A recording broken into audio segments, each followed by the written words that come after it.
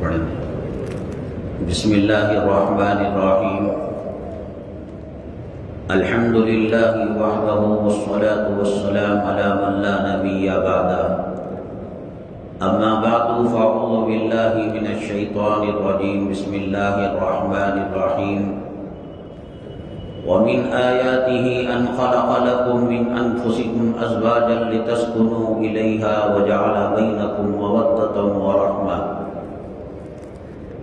قال النبي صلى الله عليه وسلم إن أعظم النكاح بركة أيسره مؤونة، أو كما قال النبي عليه الصلاة والسلام۔ رب اشرح لي صدري ويسر لي امري واحلل عقدة من لساني يفقهوا قولي۔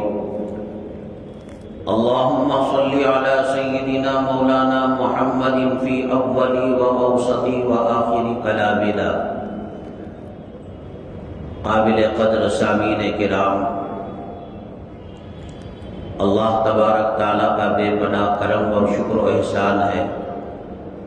اللہ تبارک تعالیٰ اپنے پاکیزہ گھر میں ایک پاکیزہ پاک نسبت سے ہمیں جمع فرمایا۔ اللہ تعالی ہمارے جمع ہونے کو، کہنے کو، سننے کو قبول فرمائے اور دونوں جہاں کی کامیابی نصیب فرمائے۔ معزز سامعین کرام، دور کے مہمان بھی واپس ہونے والے ہیں، مغرب کا وقت بھی قریب ہے، اس لیے مختصر دو چار باتیں عرض کر انشاءاللہ خطبہ نکاح ہم پڑھیں گے۔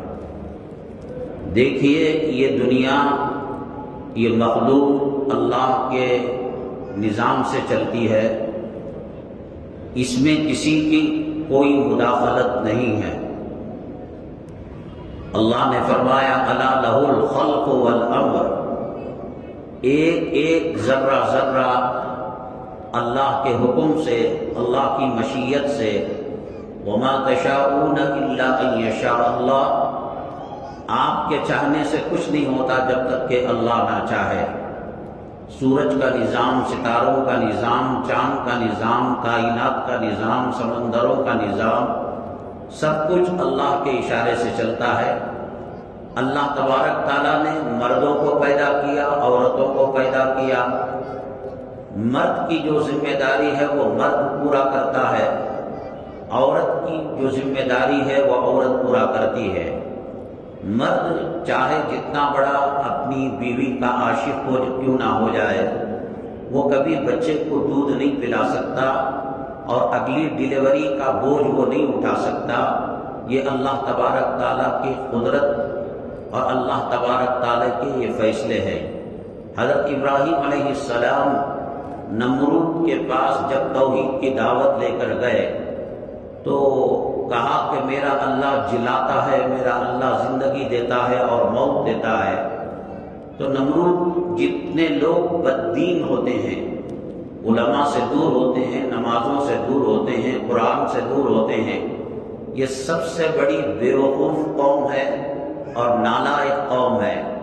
ان کی دوری خود اس بات کی سبب ہے کہ اللہ نے ان سے عقل کو چھین لیا ہے۔ حق اور باطل، صاف اور ناپاکی، طہارت اور نجاست کا وہ لوگ فرق نہیں کرتے۔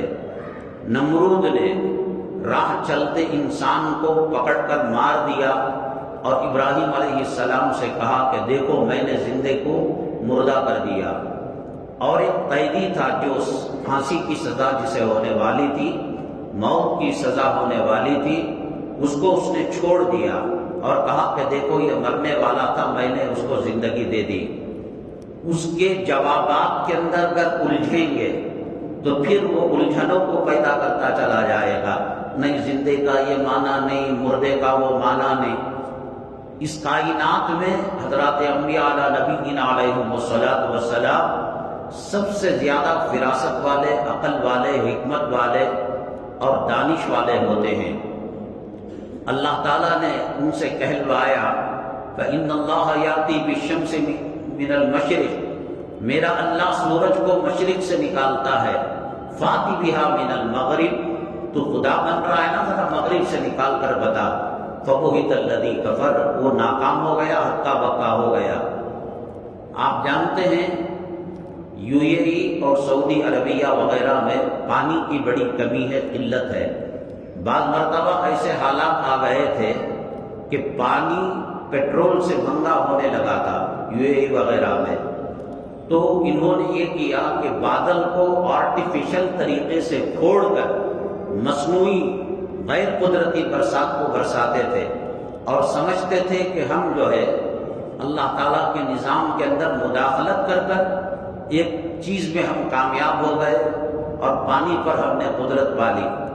ابھی آپ نے دیکھا ہوگا مکہ مکرمہ، مدینہ طیبہ اور جدہ، ریاض اور یو اے ای دبئی وغیرہ میں اتنی برساتیں ہونے لگی کہ ان کے پاس ڈرینیج سسٹم ہی نہیں تھا، وہ پانی ہی اتنا گرتا تھا کہ زمین کی خشکی اس کو ختم کر دیتی تھی۔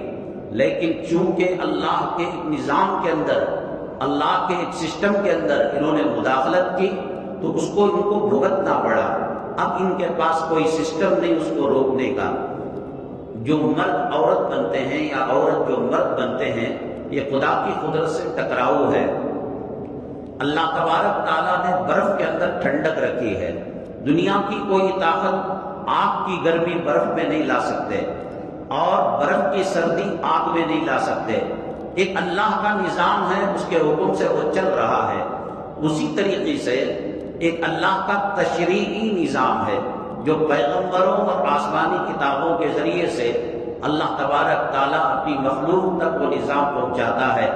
نماز فجر کی کیسے پڑھے، ظہر کی کیسے پڑھے، صدقہ کیا ہو، زکوٰۃ کیا ہے، حج کیا ہے، عمرہ کیا ہے۔ جیسے دنیاوی سسٹم میں انسان اگر مداخلت کرتا ہے تو وہ نظام درہم برہم ہو جاتا ہے اور نقصان دیتا ہے۔ انہوں نے قدرت کو ہاتھوں سے چھیڑ لیا۔ آج اس پانی کو روکنے کے لیے، اس سیلاب کو روکنے کے لیے ان کے پاس کوئی تدبیر نہیں ہے۔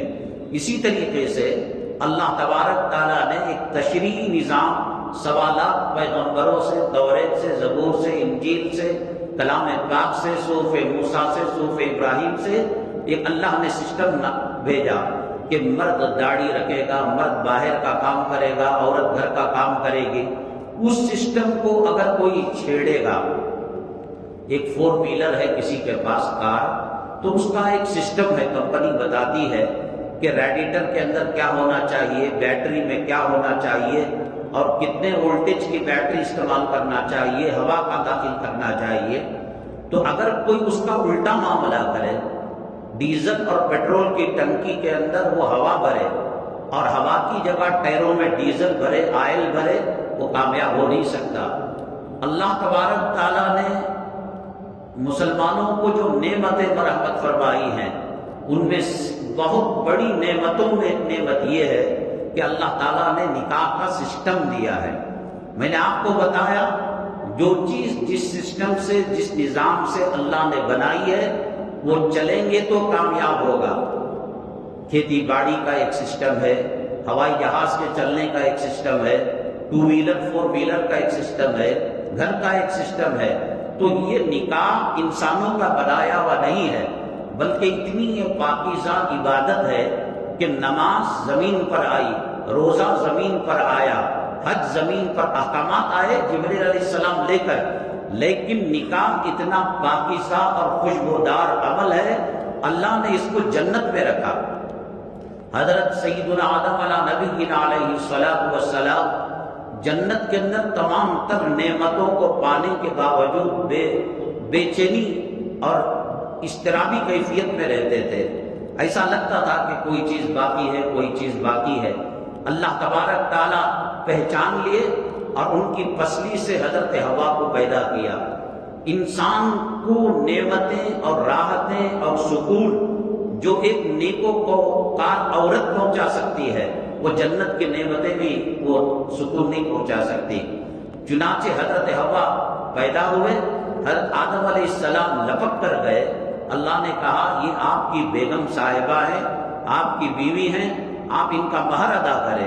حضرت آدم علیہ السلام نے کہا اللہ میں تیرا، جنت تیری، ہوا تیری، یہ ساری مخلوق تیری، میں کہاں سے کما کر لاؤں مہر دینے کے لیے؟ کہا کہ تمہاری نسل میں محمد صلی اللہ علیہ وسلم خاتم الانبیاء آئیں گے، آپ ان پر درود پڑھو یہ مہر ہو جائے گا۔ تو چنانچہ نکاح کی عبادت جو شروع ہوئی وہ جنت سے شروع ہوئی، اور اگر اس کو سسٹم کے مطابق رکھا جائے، آدمی کیا کرتا ہے، فلمی انداز کا نکاح کرتا ہے، عورتوں کی بے پردگی ہوتی ہے، بے حیائی ہوتی ہے، کھانے کی بے حرمتی ہوتی ہے، کیمرہ کشی ہوتی ہے، ویڈیو گرافی ہوتی ہے، اللہ کو ناراض کرنے کی جتنی چیزیں ایک النکاح من سنتی کی محفل میں ہوتی ہیں کہیں اور اتنی نہیں ہوتی، اور چاہتے ہیں حضرت فاطمہ رضی اللہ تعالیٰ عنہ کا گھرانہ ملے، حضرت حسن کا گھرانہ ملے۔ آدمی کانٹے کا درخت بو کر امید کرتا ہے کہ گلاب کا پھول مل جائے، یہ اللہ کے نظام کے خلاف ہے، یہ اللہ تبارک تعالیٰ نے جو سسٹم قدرت کا دنیا میں رکھا ہے اس کے خلاف ہے۔ اور دوسری چیز یہ ہے، یہ زمین پر میں نے قبضہ کر لیا، وہ زمین میری نہیں تھی، ڈاکومنٹس میرے پاس نہیں ہیں، تو اگر اس زمین کا ایک مالک ہے تو وہ مالک مقدمہ ڈالے گا عدالت کے اندر، اس کے بھائی بھی ہیں، اس کے بھائی بھی مقدمہ ڈالیں گے، جتنے لوگ اس زمین کی ملکیت میں حصہ دار ہیں اتنے زیادہ لوگ عدالت کے اندر مقدمہ ڈالیں گے۔ نکاح ایک ایسی سنت ہے جو تمام انبیاء کی سنت ہے۔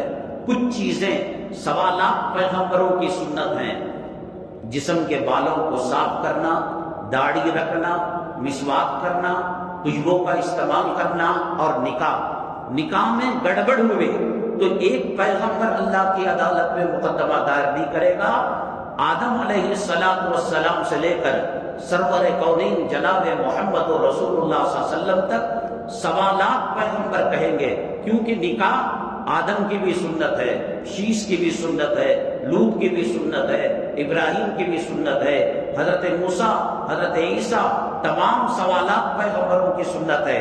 گڑبڑ ہوگی تمام 1.25 لاکھ پیغمبر قیامت میں دامن پکڑیں گے، اور اگر اس کو سسٹم کے مطابق کیا جائے اللہ تبارک تعالی جنت سے وہ لطف نہیں ملتا، جنت سے وہ امن و سکون نہیں ملتا جو اللہ تبارک تعالیٰ ایک نیکوکار خاتون کے ذریعے سے گھر کو جنت کا نمونہ بناتے ہیں۔ اللہ کے نبی صلی اللہ علیہ وسلم نے فرمایا الدنیا متاع وخیر متاع الدنیا المرأة الصالحہ، تمام دنیا انسانوں کو خوش کرنے کے لیے، انسانوں کو خدمت کرنے کے لیے، چاند بھی خدمت کرتا ہے، سورج بھی خدمت کرتا ہے، پہاڑ بھی خدمت کرتے ہیں، پھول بوٹے بھی خدمت کرتے ہیں، ندی نالے بھی خدمت کرتے ہیں۔ اس 7 زمین 7 آسمان اور اللہ کی پوری مخلوق میں ایک عورت مرد کو جو سکون دے سکتی ہے اور گھر کو جنت کا نمونہ بنا سکتے ہیں، وہ قیمتی ماربل لگا لیں اور کروڑوں روپے ڈیکوریشن پر خرچ کر دے، انٹیریئر پر خرچ کرے، اور عورت ناقصان ہو، عورت اجدا ہو، تو یہ کروڑوں روپیہ اسے کچھ فائدہ نہیں پہنچا سکتا۔ حضرت فاطمہ الزہرا رضی اللہ تعالیٰ عنہ کا نکاح حضرت سیدنا علی کرم اللہ وجہہ سے ہوا۔ نکاح اگر ہمیں اللہ اور نعمتیں نہ دیتا، اللہ تبارک تعالیٰ اور دولت نہ دیتا، نکاح ہی خود بذات خود اتنی بڑی نعمت ہے کہ قیامت تک شکر ادا کریں گے، اللہ کا احسان ختم نہیں ہوگا، اللہ کے دربار کا شکر ختم نہیں ہوگا۔ ایک حضرت علی کرم اللہ وجہہ کا نکاح حضرت فاطمہ الزہرا رضی اللہ تعالیٰ عنہ سے ہوا۔ اونچ نیچ آتی ہے زندگی کے اندر، کبھی امیری، کبھی غریبی، کبھی بیماری، کبھی صحت یابی۔ سورج ہمیشہ یکساں نہیں رہتا، کبھی زوال بھی آ جاتا ہے، کبھی اس کو گرہن بھی لگ جاتا ہے، اور کبھی تیز قوت کے ساتھ اپنی شعاعیں بھی پھینکنے لگتا ہے۔ حضرت علی کرم اللہ وجہہ ایک مرتبہ گھر پہ تشریف لے کر گئے، حضرت فاطمہ الزہرا رضی اللہ تعالیٰ عنہ کو دیکھا کہ چہرے پر خشکی ہے اور جسم کے اندر ایک قسم کی لڑکھڑاہٹ ہے، اور جب غور سے دیکھا نماز کے اندر کھڑی ہوئی آپ اور بے ہوشی سے زمین پر گر پڑی۔ حضرت علی کرم اللہ وجہہ بہت پریشان ہوئے کہ کیا ماجرا ہے؟ کہا کہ نہیں، 7 دن ہو گئے اس حلق کے نیچے کوئی چیز کو داخل کیے ہوئے، ایک دانہ گھر کے اندر نہیں ہے، فقر و فاقہ ہے۔ حضرت علی کرم اللہ وجہہ بہت پریشان ہوئے، کہا کہ چلو کچھ کھیتی مزدوری کر کر کچھ کما کر لائیں گے، بیوی بچوں کا پیٹ پالیں گے۔ نکلے ہی تھے کہ اچانک اذان ہوئی اور اقامت ہوئی. کہا نماز کو چھوڑ کر کیا کمانے جانا. گئے. اگر میں پہلی صف میں آقا کے پیچھے کھڑے ہوتا تو آقا مجھے دیکھ کر پوچھتے کہ میری بیٹی کا کیا ہوا. وہ تو گھر کے اندر دانے دانے کو ترس رہی ہیں, فقر و فاقہ ہے اور بھوک کی حالت ہے, میں جواب نہیں دے پاؤں گا, مجھے شرم آ رہی ہے. آخری صف میں آپ نے نماز پڑھی اور فراغت کے بعد بازار گئے. وہاں دیکھا کہ ایک آدمی اونٹ فروخت کر رہا تھا. حضرت دیکھ کر چلے گئے. اس آدمی نے کہا کہ آپ تشریف لائیے, اونٹ لے لیجئے. کہا کہ میرے پاس تو پیسہ ہے نہیں. کہا کہ 100 درہم میں بطور قرض کے اس اونٹ کو بیچتا ہوں, آپ اس کو خرید لیں, پھر جب چاہے آپ پیسہ ادا کر دینا. 100 درہم کے اندر اس زمانے کا جو 100 روپیہ ہوتا ہے اس میں انہوں نے جانور کو خرید لیا. آگے بڑھے. اس نے کہا کہ علی یہ اونٹ بیچنے کا ہے, فروخت کا ہے. کہا کہ ہاں بیچنے کا ہے, فروخت کا ہے. کتنے میں بیچو گے؟ کہا کہ 1400 درہم پر. لیا تھا 100 درہم پر اور بیچ رہے ہیں بہت زیادہ قیمت پر. کہا کہ ٹھیک ہے مجھے منظور ہے. اس کے بعد ان کے غلام تھے خنور, ان کو کہا کہ جاؤ پہلے آدمی کو پیسہ دے دو, بقیہ پیسے سے غلہ اور اناج لے کر ہم گھر چلے جائیں گے. اللہ کے نبی بھی دعا دیں گے, حضرت فاطمہ بھی دعا دیں گی. تو گئے وہ. تو اس کے بعد ان کو پریشانی ہوئی کہ پہلا آدمی جس نے جانور کو بیچا تھا وہ نظر ہی نہیں آ رہا تھا مدینہ طیبہ میں. اور گئے حضرت فاطمہ رضی اللہ تعالیٰ عنہ کے دولت قدا اپنے گھر میں, تو دیکھا نبی کریم صلی اللہ علیہ وسلم حضرت فاطمہ ہنس ہنس کر بات کر رہی, مسکرا رہی ہے.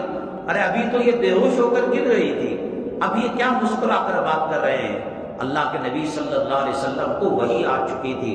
حضرت علی کو دیکھ کر اللہ کے نبی صلی اللہ علیہ وسلم مسکرائے. فرمایا کہ علی بیچنے والے تاجر کو تلاش کر رہے ہو تاکہ یہ پیسہ اس کو ادا کرے. اب تم کو قیامت تک وہ آدمی نہیں مل سکے گا.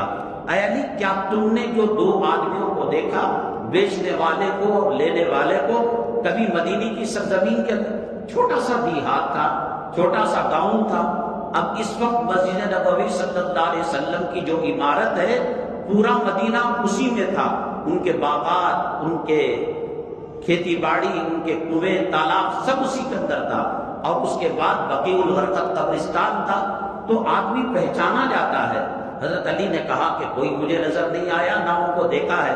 تو ہنس کر کہا بیچنے والے جبرائیل علیہ السلام تھے اور خریدنے والے میکائیل علیہ السلام تھے. نکاح سنت کے مطابق ہو. اللہ کا قرآن کہتا ہے ان یکونوا فقراء یغنیہم اللہ من فضلہ, کہ اگر وہ فقیر ہوں گے اللہ نکاح کے بدلے میں مالدار کر دے گا. اور جو نکاح جتنی سنت کے مطابق ہوتا ہے وہ نکاح اس کی رفتار اور اس کی پہنچ بھی وہاں تک ہوتی ہے. کوئی 2 سال تک چلتا ہے, کوئی 20 سال تک چلتا ہے. حضرت علی کی تربیت بھی نبی کریم صلی اللہ علیہ وسلم نے کی تھی. حضرت فاطمہ کی تربیت بھی نبی کریم صلی اللہ علیہ وسلم نے کی تھی. تو اب یہ نکاح اتنا چلا کہ مرتے دم تک دونوں نکاح پر قائم رہے. عالم برزخ قبر والی زندگی میں میاں بیوی رہیں گے اور میدان محشر میں میاں بیوی رہیں گے.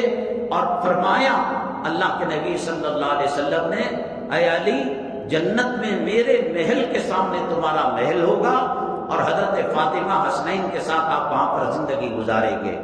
یہ جو آج طلاق کی نوبتیں, خلا کی نوبتیں اور آپسی پنچایت کی نوبتیں آتی ہیں, وہ فساد کی جڑ یہ ہے کہ رقعے کے اندر تو لکھا جاتا ہے النکاح من سنتی, اور عملی طور پر جتنی شرارتیں اور عملی طور پر جتنی بے اعتدالیاں اور سنت سے دوری محفل نکاح میں ہوتی ہے, یہ اللہ کے غضب کو, یہ اللہ کی لعنت کو, یہ اللہ تعالیٰ کے غصے کو اور عذاب کو دعوت دینے والی چیز ہے. جس محفل کے اندر خدا کے عذاب کو دعوت دی جائے وہ محفل بابرکت نہیں ہو سکتی.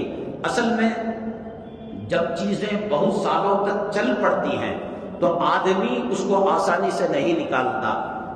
کفار مکہ, مشرکین مکہ اللہ کے نبی صلی اللہ علیہ وسلم توحید کی دعوت دیتے تو یہی کہتے انا وجدنا آباءنا کذالک یفعلون, یہ تو برسوں سے چلی آ رہی ہے بات، چاند کی پوجا، سورج کی پوجا، پتھر کی پوجا، مٹی کی پوجا، تم کہاں سے آ گئے اور کہاں سے یہ بات کہتے ہو؟